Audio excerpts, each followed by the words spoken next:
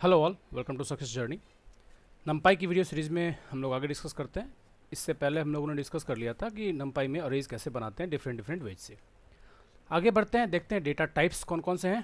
तो data types नमपाई arrays के, Python के मैं डिस्कस नहीं कर रहा हूँ यहाँ पे, हम लोग डिस्कस कर रहे हैं नमपाई अरेज के। मार्क डाउन करेंगे इसको। ओके, मैं यहाँ पे लिख देता हूँ नमपाई डेटा टाइप्स। ओके, देखिए बाय डिफ़ॉल्ट नमपाई के डेटा टाइप्स सारे वही हैं जो सी के हैं। बुल से बुलियन होता है, ट्रू और फॉल्स होता है, इंट है, इंटीजर डिफ़ॉल्ट इंटीजर के लिए सी है। अब ये नमपाई लिखा गया है सी में, तो इसलिए कम्प्लीटली इसकी जो डेटा टाइप्स हैं वो सी वाले ही डेटा टाइप्स हैं, कुछ भी अलग नहीं। अगर आपने सी सीख रखा है तो आपको पता होगा ऑलरेडी। जैसे कि इंट 8 है, 8 बाइट का है, अगर -128 और 127 के बीच में प्लस 127 के बीच में कोई नंबर स्टोर करना है तो इंट 8 के बीच में स्टोर करेगा। अगर इस रेंज में है -32,768 से लेके प्लस 32,767 तक स्टोर करना है तो इंट 16 के अंदर स्टोर करेगा। तो इस तरह से डेटा को स्टोरेज करता है, वो डिपेंड करता है कि वैल्यू किस रेंज में है। तो इंटीजर, जैसे यहाँ पे आप देख सकते हो इंटीजर के फॉर्म में है। सिंपली यहाँ पे क्या है, अनअसाइंड इंटीजर है तो यू इंट की तरह से भी सारे फॉर्मेट है यहाँ पे। इसमें क्या, ये अनअसाइंड है, मतलब इम्पटी लिस्ट जो हम क्रिएट करते हैं अनअसाइंड, उस केस के लिए। सिमिलरली फ्लोट के लिए, फ्लोट के भी 16, 32, 64 है। अब फ्लोट में क्या है कि हाफ प्रेसिजन फ्लोट है, सिंगल प्रेसिजन फ्लोट है और डबल प्रेसिजन फ्लोट है। तो कितनी प्रेसिजन चाहिए, अब इसमें जैसे क्या है 11 बिट है फ्लोट 64 में, 11 बिट एक्सपोनेंट तक काम करता है ये। 52 बिट्स मेंटिसा पे वर्क कर सकता है ये। तो अब ये एक्सप्लिसिटली भी आप डिफाइन कर सकते हैं, क्योंकि ये सी में लिखा गया तो आप सी की तरह इसमें एक्सप्लिसिटली डिफाइन कर सकते हैं। और बाय डिफ़ॉल्ट भी आप वो बाय डिफ़ॉल्ट एक ऑब्जेक्ट की तरह भी स्टोर करेगा, या फिर डेटा है तो डेटा टाइप की तरह भी बाय डिफ़ॉल्ट भी करता है। सिंपली अगर कॉम्प्लेक्स नंबर है आयोटा के साथ है तो real number plus complex number के दो फॉर्मेट है यहाँ पे, 64 और 128। तो ये अब इसको डिफाइन कैसे करते हैं वो हमने पीछे भी डिस्कस किया था, फिर भी हम आगे चलते हैं, देखते हैं क्या है। अब जैसे कि मालूम मुझे यहाँ पे इम्पटी लिस्ट क्रिएट करनी है, इम्पटी अरे क्रिएट करनी है। और इम्पटी जैसा हम जानते हैं इम्पटी लिस्ट अरे क्रिएट करनी है, तो पहले तो ये सेप लेगा और फिर डी टाइप लेता है। बाय डिफ़ॉल्ट इसमें फ्लोट सेट है, बट पहले हम अगर सेप डिफाइन करते हैं यहाँ पे, आप इसको ऐसे भी डिफाइन कर सकते हो, सेप इज इक्वल टू, और डायरेक्टली भी डिफाइन कर सकते हैं ब्रैकेट के अंदर। तो सेप इज इक्वल मान लो 3/4 का मुझे डिफाइन करना है, तो ये तो बाय डिफ़ॉल्ट ही सेट हो गया। इम्पटी नमपाई अरे है, बाय डिफ़ॉल्ट ये कैसा है, फ्लोट है। अगर मैं इसकी डी टाइप प्रिंट करूँ तो सब में फ्लोट फ्लोट फ्लोट आएगा, that's it.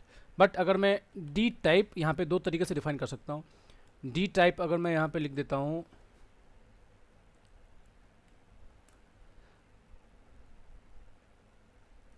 D type is equal to float 32, this will also work. अब आप देख सकते हो डी टाइप यहाँ पे एक्सप्लिसिटली हमने डिफाइन किया फ्लोट 32। हम इसको इंट 32 भी बना सकते हैं, तो डिपेंड करता है कि हमें कैसा रखना है। इंट 32 भी हमने बना दिया, तो आप यहाँ पे एक्सप्लिसिटली यहाँ पे डिफाइन भी कर सकते हैं। और डी टाइप ऐसे फ्लोट 64 भी डिफाइन कर सकते हैं, 64 बिट के लिए इस तरह से भी डिफाइन कर सकते हैं आप। तो डिपेंड करता है, अगर आप कुछ भी डिफाइन नहीं करते हैं तो बाय डिफ़ॉल्ट ये अपने आप सेट कर लेगा। जैसे कि अगर मुझे जानना है कि बाय डिफ़ॉल्ट ये क्या सेट करा है इसने, तो उसके लिए क्या है, डी टाइप आप प्रिंट कर दो। प्रिंट अगर मैं इसको स्टोर कर लूँ डेटा के नाम से एक वेरिएबल में, और अगर मुझे यहाँ पे प्रिंट करना है, प्रिंट टाइप ऑफ डेटा। अब ये डेटा टाइप तो ये तो बोलेगा कि नमपाई अरे है, क्योंकि ये पूरा डेटा ले रहा है।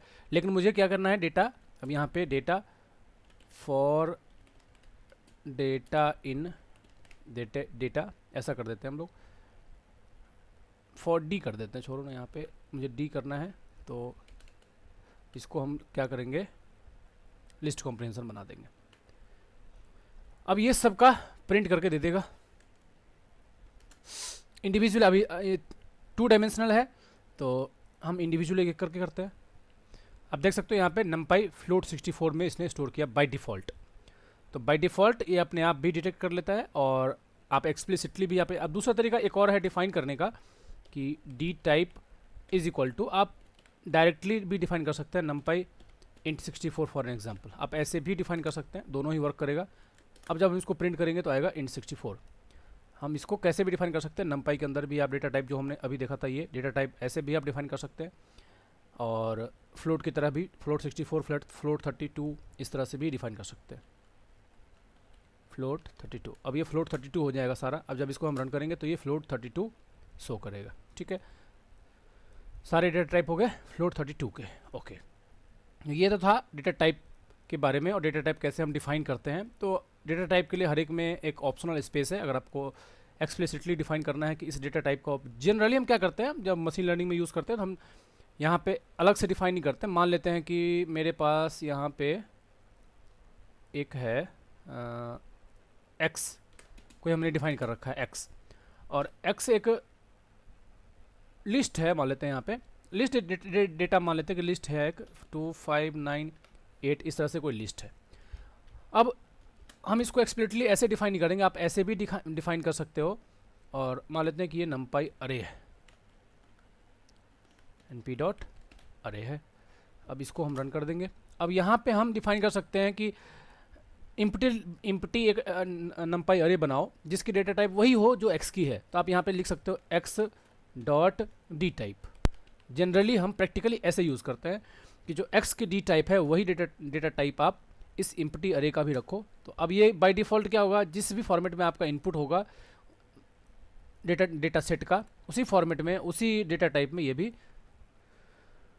कास्ट हो जाएगा। बेसिकली ये इसका मेन मोटिव होता है डी टाइप डिफाइन करने का। एक्सप्लिसिटली हम डिफाइन नहीं करते, बट बाय डिफ़ॉल्ट हम जो बनाना चाहते हैं तो हम ये चाहते हैं कि अगर एक्स जिस डेटा टाइप का है उसी डेटा टाइप का अपना इम्पटी बने, ताकि हम इसमें बाद में अपेंड करें तो सेम डेटा टाइप का रहा, ताकि मेमोरी रिलोकेशन या फिर मेमोरी यूजेस एकदम ऑप्टिमल हो सके। बस ये इसका प्राइम मोटिव होता है। ओके, आगे चलते हैं। नेक्स्ट चलते हैं हम लोग सीड के बारे में जानते हैं। एनपी में आपको पता है numpy में रैंडम भी है। तो अगर हमें कभी ऐसी आउटपुट चाहिए जो कि फिक्स हो, मान लो रैंडम में क्या होता है, रैंडमली हर बार जनरेट होता है, लेकिन हम मैं कोड को जितनी बार रन करूँ हर बार सेम रैंडमली जनरेटेड ही हो, लेकिन सेम चीज़ जनरेट हो। अगर आप कोड किसी को देते हो और कहते हो कि रैंडमली मैंने जनरेट किया था, तो अगर वो कोड फिर से रन करेगा तो रैंडमली फिर से कुछ और जनरेट हो जाएगा। तो रैंडमली ही बट एक फिक्स लोकेशन पर जनरेट हो, हर बार सेम आउटपुट जनरेट करे, उसके लिए रैंडम डॉट सीड है, रैंडम डॉट सीड। अब यहाँ पे आप जो भी नंबर डिफाइन करोगे, फॉर एग्जाम्पल 5, अब इसके नीचे मैं जो भी चीज़ लिखूंगा, जितनी बार भी इस कोड को रन करूंगा सेम ही रहेगा। मैं दोनों एग्जांपल दिखाता हूं आपको। अगर मैं यहाँ पे random dot rand integer import कर रहा हूँ। अब रैंड इंट क्या क्या लेता है, तो पहले इसको चाहिए low, then high, then size. Data type integer by default रहता है, क्योंकि हम इंटीजर ही इनिशिएट कर रहे हैं रैंडमली, तो हमें लो, हाई और साइज देना है। एक अगर साइज नहीं देंगे तो एक ही जनरेट करेगा, लो हाई तो हमें देना ही पड़ेगा। और बाय डिफ़ॉल्ट भी होता है, अब देखो यहाँ पे इसमें default high is equal to none है। लो एक बेसिक पैरामीटर जो चाहिए ही चाहिए, ठीक है। हाई एक्सक्लूसिव होता है, लो इंक्लूसिव होता है। तो लो एक ऐसा पैरामीटर है जो चाहिए चाहिए, अदरवाइज एरर क्रिएट करेगा। अगर मैं इसको रन करूँ तो ये एरर बोलेगा एटलीस्ट एक तो चाहिए जो कि है लो। अगर लो मैं यहाँ पे 0 रख देता हूँ तब ये जनरेट कर सकता है, क्योंकि बाकी सारे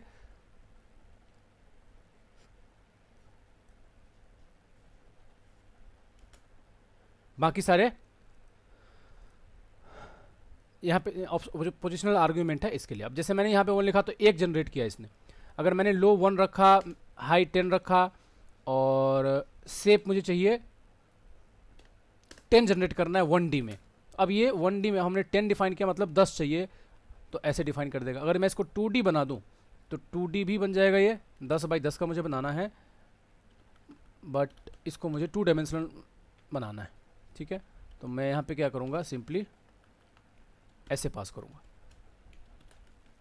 अब ये 2D बन गया 10 बाई 10 का, जिसमें 1 से लेकर 10 तक की रैंडमली वैल्यू जनरेट हो। अब मैं इस कोड को, अगर मैंने यहाँ पे सीड 5 लिख रखा है, तो अब मैं जितनी बार भी चाहूँ इसको जनरेट करना, ये सेम आउटपुट ही प्रिंट करेगा। आप थोड़ा छोटा कर लेते हैं ताकि क्लियरली विजिबल हो, 3 बाई 3 का। अब मैं इसको जितनी बार भी रन करूँगा कोड को, कोई फ़र्क नहीं पड़ता, आउटपुट सेम ही रहेगा। लेकिन अगर मैं इसको ना रखूँ तो अभी हर बार अलग अलग आउटपुट जनरेट करेगा। हर बार आप देख सकते हो अलग अलग आउटपुट जनरेट कर रहा है। तो रैंडम डॉट सीड का यूज़ तब होता है कि आपको सेम आउटपुट रैंडमली ही सही, लेकिन जो पहली बार में रैंडमली उसने जनरेट किया होगा, अगर कोड को आप रीरन करोगे या किसी को आप देते हो कि रैंडमली ये जनरेट किया हुआ डेटा है, तब उसको भी आउटपुट सेम ही मिले, इसके लिए रैंडम डॉट सीड यूज़ किया जाता है एक रीप्रोड्यूसिबिलिटी के लिए बेसिकली। ठीक है, तो ये हो गया रैंडम डॉट सीड का बेनिफिट। नेक्स्ट है कि जैसे हमने यहाँ पे 2D क्रिएट किया हमने डेटा, ठीक है, मान लेते हैं कि मैं एक डेटा 3 डेटा क्रिएट करते हैं, 3 एम्प्टी, 1D 2D और 3D तीनों ही क्रिएट करते हैं। ये तो है 1 डिमेंशनल, ये 2 डिमेंशनल और ये 3 डिमेंशन। ठीक है, इसमें कोई दिक्कत नहीं है। 1D 2D 3D हमने सब जनरेट कर दिया। अभी प्रिंट सिर्फ ये नीचे वाला हो रहा है। अब मुझे इसको, मैं इसको नाम दे देता हूँ ए नाम से इसको सेव कर देते हैं, नीचे इसको बी नाम से सेव कर देते हैं और नीचे वाले को सी नाम से सेव कर देते हैं। ठीक, अब अगर मैं ए डॉट, मैं 3 पैरामीटर यहाँ पे यूज़ कर सकता हूँ। एक तो है एनडीम, सबसे पहले नंबर ऑफ डिमेंशन जानने के लिए है एनडीम। दूसरा है ए डॉट शेप, ये शेप जानने के लिए है। और तीसरा है ए डॉट साइज। ये 3 पैरामीटर हैं एक नंपाई अरे को एक्सप्लोर करने के लिए कि उसकी डायमेंशन कितनी है, उसकी शेप क्या है, उसकी साइज़ क्या है। अभी ये तीनों के तीनों लास्ट में साइज प्रिंट कर रहा है। अब तीनों को रन करेंगे तो ये क्या बता रहा है कि नंबर ऑफ डिमेंशन ए का 1 है, शेप क्या है 3 है, मतलब 3 सैंपल्स हैं, और साइज क्या है इसका 3। यही चीज़ मैं अगर बी के लिए करूं, बी के लिए करूं तो अब देखो बी के लिए कितना है, ये 2 डिमेंशन है, शेप क्या है 3x3 है, और साइज क्या है, नंबर ऑफ सैंपल्स कितने हैं 9 है। सिमिलरली अगर सी के लिए करें तो इस सी की बताएगा 3 डिमेंशन है तो थर्ड सी के लिए बताएगा। तो ये हो गया कि जो हमने NumPy अरे क्रिएट किया है उसकी डिमेंशंस को बताने के लिए। ओके, सिमिलरली आप इसकी डेटा टाइप भी जान सकते हैं कि किस में इसने बाय डिफ़ॉल्ट स्टोर किया, तो उसके लिए डी टाइप है, मैंने पहले भी बताया था। किसी की भी डेटा टाइप जानना चाहें तो एक्स डॉट डी टाइप, तो डिफाइन करने के लिए भी वही लिखना है d type is equal to, और एट्रीब्यूट को रिट्राइव करने के लिए किस डेटा टाइप में स्टोर्ड है तो भी हम डी टाइप लिखेंगे। तो ये बता रहा है डी टाइप कैसा है, int 32 में स्टोर कर रखा है इसने डेटा को। ठीक है, ओके। हाँ, int 32 में ही क्यों किया वो हमने देखा था, डिस्कस करा था कि डेटा टाइप किस पे डिपेंड करता है, वैल्यूज़ पे। अब ये नहीं है कि हमने बहुत कम वैल्यू लिखा है तो ये इसमें आप एक्सप्लिसिटली स्टोर करवा सकते हैं int 8 में, बट बाय डिफ़ॉल्ट ये कहता है कि अगर आप लार्ज वैल्यूज डालते हो तो बाय डिफ़ॉल्ट ये int 32 में यहाँ पे स्टोर कर रखा है। ठीक है, तो ये, लेकिन आप जानते हैं अगर आपको पता है कि भाई ये वैल्यू कभी भी -128 से +127 से ऊपर नहीं जाने वाला है, तो आप int 8 यूज़ कर सकते हैं एक्सप्लिसिटली डिफाइन करने के लिए, ताकि आपकी मेमोरी की सेविंग हो सके। तो ये है, हमें ये जानना है कि कितनी मेमोरी ये कंजम्पशन कर रहा है, कितनी मेमोरी ये ले रहा है डेटा को स्टोर करने के लिए, तो उसके लिए भी है अपने पास पैरामीटर। तो अगर हम आइटम साइज लिखते हैं सी डॉट आइटम साइज, तो ये प्रिंट करके देगा आइटम वाइज हर एक आइटम कितना स्टोरेज ले रहा है मेमोरी में स्टोर करने के लिए। जब आप इसको रन करोगे तो ये बताएगा आइटम वाइज ये 4 बाइट्स का ले रहा है, 4 बाइट्स में, सारी यूनिट यहाँ पे किस में है, बाइट्स में। 4 बाइट्स स्टोर कंजम्पशन मतलब मेमोरी यूज़ कर रहा है हर एक एलिमेंट को स्टोर करने के लिए 4 बाइट। अगर मैं इसी को यहाँ पे डिफाइन कर देता, अगर सी को, एक बार मैं पहले एक बार और बता देता हूँ, अगर टोटल सी अरे को मैं अगर जानना चाहूँ कि टोटल सी अरे में कितना कंजम्पशन हो रहा है, तो मैं उसके लिए क्या यूज़ करूँगा, n बाइट्स।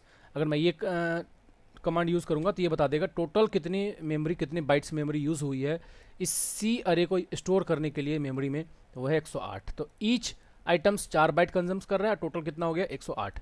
लेकिन अभी किस में है, आपने देखा था int 32 में। अगर मैं इसको int 8 कर देता हूँ, जैसे कि हमने देखा था यहाँ पे मैं डी टाइप भी डिफाइन कर सकता हूँ, d type is equal to np dot int 8।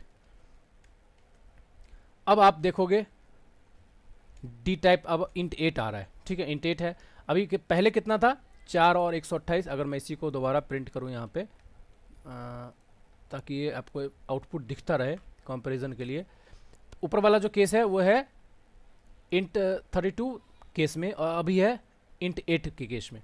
अब इसको मैं रन करूँगा तो ये बता रहा है, सॉरी ये बता रहा है 1, 1 बाइट ले रहा है, और अब 108 की जगह 27 बाइट ले रहा है ओनली। तो ये मेमोरी लोकेशन आप ने देखा कितना फ़र्क पड़ गया। अगर हमने इंट 8 में स्टोर करा तो जो 108 था वो 27 बाइट्स आ गया ओनली, और जो ईच एलिमेंट की जो स्टोरेज कंजम्पशन थी पहले 4 बाइट्स में, अब 1 बाइट्स में हो गया। तो कितना मेमोरी का फ़र्क पड़ गया। जितना ही कम मेमोरी में होगा उतनी ही मेमोरी फ्री होगा और फास्टर वर्क करेगा। तो डेटा टाइप मैनेजमेंट इस तरह से नंपाई एरे करता है। नंपाई एरे हमेशा डेंस मैट्रिक्स की तरह स्टोर करता है, तो बट कितनी फिर भी मेमोरी लोकेशन में जा रहा है वो आप यहाँ से ऐसे देख सकते हैं। नेक्स्ट चलते हैं अब हम लोग किस पे, स्लाइसिंग पे, मतलब इंडेक्सिंग करेंगे बेसिकली। तो इंडेक्सिंग कैसे करते हैं और कैसे हम आइटम को रिट्राइव करते हैं। तो पहले मैं यहाँ पे सी को दोबारा प्रिंट कर लेता हूँ ताकि हमारे सामने विजिबल हो। अब ये इंट 8 में स्टोर्ड है तो हम इस इंट 8 में रहने देते हैं। अगर इसकी मुझे इंडेक्सिंग करनी है तो मैं कैसे करूँगा। अगर पाइथन की लिस्ट की बात करें तो वो अलग तरीके से होता है 2 डायमेंशनल 3 डायमेंशन में, लेकिन नंपाई अरे के अलग तरीके से होता है। अगर मैं यहाँ पे लिखूँगा C0 तो 0th एलिमेंट मीन्स ये, आप देखो इसको C0 को मैं प्रिंट करता हूँ तो ये फर्स्ट एलिमेंट यहाँ पे प्रिंट होके आ गया। मतलब C0 मीन्स ये है, C1 मीन्स ये है, और C2 मीन्स ये है। इस तरह से हो गया। अब अगर इसमें इसकी मैं इंडेक्सिंग करना चाहूँ, अब वैसे इंडेक्सिंग कैसे होती है, अगर 1 डायमेंशनल है तो ऐसे इंडेक्सिंग करेंगे, 2 डायमेंशनल है तो आप इसको ऐसे इंडेक्सिंग भी कर सकते हो, रो कॉमा कॉलम। तो मुझे रोज़ कितने चाहिए, कहाँ से कहाँ तक, और इसकी नेगेटिव स्लाइसिंग भी होती है। जैसे -1 करेंगे तो लास्ट वाला आ जाएगा। नेगेटिव पॉजिटिव वही कंसेप्ट है जो लिस्ट में है, यहाँ पे भी सेम कंसेप्ट है, नेगेटिव स्लाइसिंग पॉजिटिव स्लाइसिंग। अगर आपको सारे रोज़ और सारी कॉलम्स चाहिए इस तरह से तो उसके लिए क्या है, कॉमा लगा के लिखते जाए। आपको रोज़, पहले रोज़ डिफाइन करना है कि मुझे रो चाहिए 0th कॉमा, और कॉलम कौन सी चाहिए। तो जैसे मैं 0 कॉमा -1 करता हूँ तो 0th रोज़ और कॉलम आएगा -1, मतलब लास्ट वाले कॉलम की डेटा आपको यहाँ पे प्रिंट करेगा। आप देख सकते हो 251 को सिर्फ प्रिंट करके दे रहा है, 251। तो पहले तो ये आ गया 0th में, तो ये 0th में आ गया यहाँ पे 0th रोज़ में, और कॉलम कौन सा है, -1 में। अगर मैं यही काम बी पे करूँ थोड़ा ज़्यादा पिक्चर क्लियर होगा क्योंकि बी 2 डायमेंशनल है, बी 2 डायमेंशनल है। अब मैं बी के साथ करता हूँ तो थोड़ा ज़्यादा पिक्चर क्लियर रहेगा। अब अगर मैं बी का करूँ 0th प्रिंट, अगर मैं बी का यही प्रिंट करता हूँ तो बी में 0th, तो फर्स्ट रो और कॉलम सबसे लास्ट वाला, तो फर्स्ट रो ये वाला है और कॉलम सबसे लास्ट वाला, मतलब 5, ये 5 प्रिंट करके दे रहा है। अगर मैं सिर्फ 0 प्रिंट करूँ तो ये क्या कर रहा है, रो सिर्फ ले रहा है यहाँ पे डेटा, तो यहाँ पे आपको क्या प्रिंट करके दे देगा, फर्स्ट वाली रो प्रिंट करके देगा। ये रो 1, रो 2 एंड रो 3, और कॉलम 1 ये 1 8 8 कॉलम 1 है, 9 1 2 कॉलम 2 है, और ये कॉलम 3 है। तो अगर आपने सिर्फ 0 लिखा तो ये समझा कि फर्स्ट रो का डेटा चाहिए आपको, तो फर्स्ट रो का सारा डेटा आपको उठा के दे दिया। फर्स्ट रो का फर्स्ट कॉलम का डेटा चाहिए तो मैं लिखूंगा (1), फर्स्ट रो फर्स्ट कॉलम, तो ये दे दिया। सॉरी ये 0th है, 0 से स्टार्ट हो रहा है तो 0,0, मतलब ये फर्स्ट रो फर्स्ट कॉलम 1 दे देगा। तो ऐसे हम कॉलम को, अब इसमें आप रेंज भी डिफाइन कर सकते हैं जैसे हम लिस्ट में करते थे। अगर मैं ऐसे लिखूं सेकंड तक, शुरू से लेकर सेकंड तक, और सिमिलरली कॉलम में भी मैं इसे कॉलम लगा के लिख सकता हूँ -1 तक, मतलब आखिरी वाला सिर्फ छोड़ दो, तो यहाँ भी ये देगा। अब यहाँ पे क्या कि इसने शुरू से लेके सेकंड इंडेक्सिंग तक सेकंड को छोड़ दिया इसने, मतलब फर्स्ट 0 और 1 को इसने दे दिया, 1 और 9 को, और कॉलम में शुरू से लेके सारे बस लास्ट वाले को छोड़ दिया इसने। तो कॉलम में 1 और 9 वाले कॉलम को, मतलब इस फर्स्ट एंड सेकंड कॉलम को यहाँ पे प्रिंट करके आपको दे दिया। तो इस तरीके से 2D को आप यहाँ पे इंडेक्सिंग कर सकते हैं। तो इसमें बस यही फ़र्क है कि हमने लिस्ट में क्या देखा था, ब्रैकेट ब्रैकेट ऐसे, अगर यही चीज़ ऐसे करते हैं हम लोग 2 1, आप ऐसे भी कर सकते हैं। तो इसमें क्या कर रहा है, इसमें क्या किया इसने, सेकेंड रोज में फर्स्ट कॉलम, सेकेंड रो का फर्स्ट कॉलम, तो ये फर्स्ट रो, ये मतलब सेकेंड इंडेक्सिंग वाइज है, ये 0th रो, ये फर्स्ट रो, ये सेकेंड रो, और कॉलम कौन सा है, ये 0th कॉलम, ये फर्स्ट कॉलम। तो यहाँ पे ये 2 वैल्यू आ रहा है, इसको इसने प्रिंट कर दिया। स्लाइसिंग हम लिस्ट की तरह भी कर सकते हैं, बट मोस्ट कॉमनली प्रैक्टिस है आप ऐसे करें। तो मैंने इसलिए पहले भी बोला था पहले वाली वीडियो में कि लिस्ट की तरह भी प्रैक्टिस कर सकते हो आप, but this is the most commonly used approach. ये ईजी भी है और समझने के लिए आसान भी है। आप ऐसे स्लाइसिंग करेंगे तो इजीली डेटा को रिट्राइव कर सकते हैं। ठीक है, तो ये था स्लाइसिंग का मेथड। तो जैसे स्लाइसिंग में आपने डेटा को रिट्राइव किया, आप यहाँ पे डिफाइन भी कर सकते हैं। जैसे यहाँ पे ये 2 वैल्यू प्रिंट करता है, आप उसको असाइनमेंट के लिए भी यूज़ कर सकते हैं। मान लो जो यहाँ पे वैल्यू 2 है, मैं चाहता हूँ कि अब ये 10 हो जाए, अब ये 10 तो हमने असाइन कर दिया। अब अगर मैं बी को प्रिंट करता हूँ तो अब आप देख सकते हो यहाँ पे 2 किस में चेंज हो गया, 10 में। तो ये असाइनमेंट के लिए भी यूज़ करता है, जैसे लिस्ट में था सेम टू सेम है, बट इसमें बस थोड़ा स्लाइसिंग का मेथड, दोनों तरीके अवेलेबल हैं, आप पे डिपेंड करता है कि कौन सा आप यूज़ करना चाहेंगे। तो आप यहाँ पे ऐसे जैसे ये डिफाइन किया आपने, यहाँ पे भी असाइनमेंट के लिए आप यूज़ कर सकते थे इसको।